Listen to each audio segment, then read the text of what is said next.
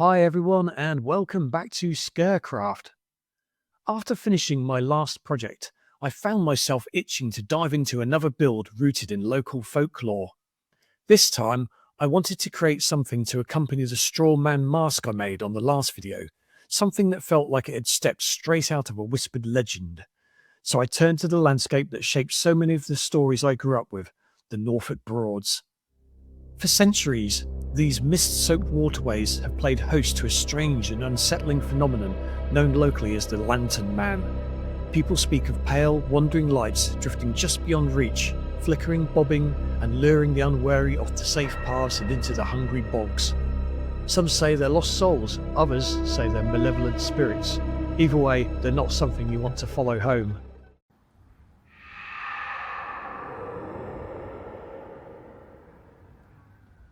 So, inspired by these eerie will-o'-the-wisp tales, I set out to make a lantern that felt organic, uncanny, and just a little bit alive, something that looked like it had grown out of the marsh itself.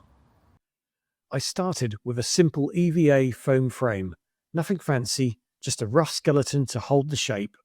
I traced 2 large circles for the middle supports, then 2 smaller circles for the top and bottom.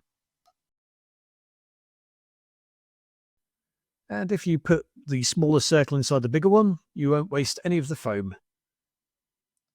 Now, once everything was cut out, I measured 4 long strips of foam, just over a foot each, cut those out, then I marked where the circles would sit, and glued the whole thing together with hot glue. And it looked a bit like a rib cage at this point, which honestly felt perfect for the vibe.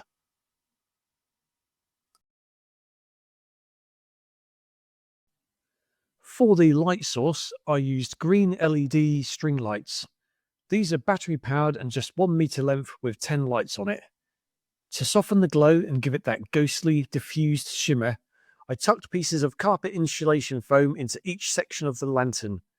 Instantly, it had that swamp spirit glow I was after.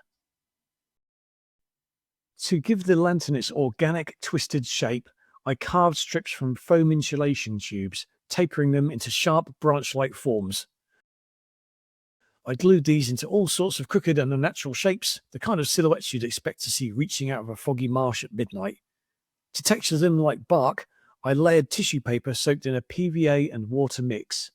Now this took a bit of time to dry out, but the technique is fairly simple, and you can use a needle or pencil to make the grooves and bark patterns.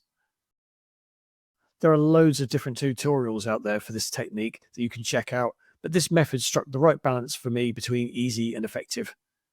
For the smaller twigs, I unraveled some string, soaked it in Mod Podge, and then shaped it into wiry tendrils. For colour, I base coated each section in black, then dry brushed subsequent layers with burnt umber, then a caramel colour to really bring out the texture of the bark.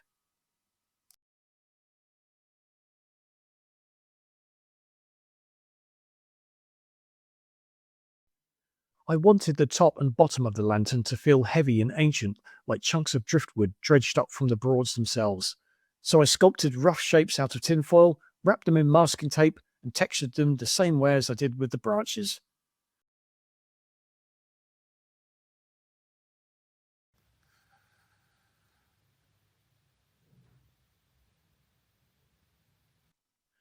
Once everything was dry, I hot glued the branches, twigs, and bark pieces onto the lantern frame, keeping the pieces random and ensuring a good spread around the whole lantern. Suddenly, it started looking less like a craft project and more like something that might whisper to you if you got too close.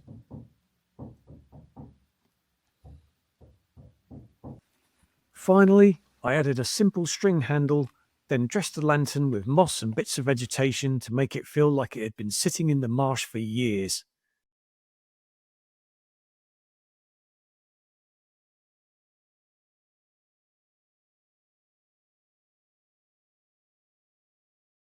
And that's it, my eerie, folklore-inspired lantern.